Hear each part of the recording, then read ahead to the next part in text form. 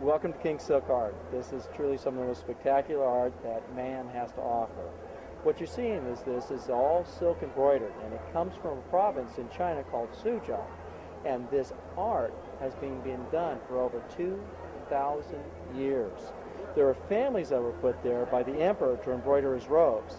What they do is they'll take all the silkworms, they put them in these baskets and feed them on mulberry leaves.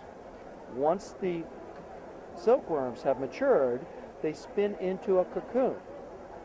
And here's an example of a cocoon stage. The cocoon itself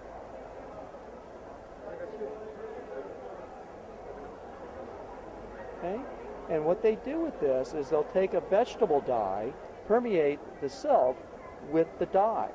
So what you're looking at is an organic to an organic. So the dye becomes a permanent fixture in the silk thread, and so it will never lose its color.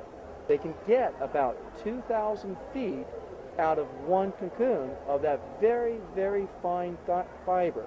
This is thinner than a human hair. They'll then take this and literally just start stitching it.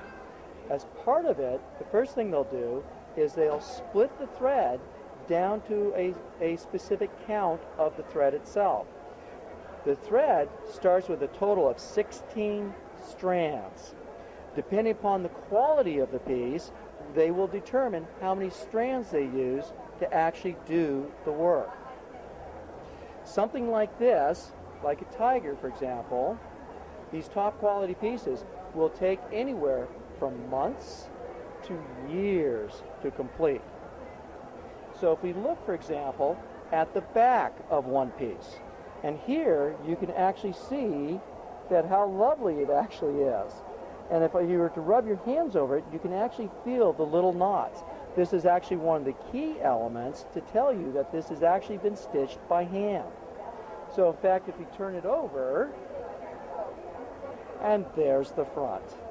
Absolutely wonderful.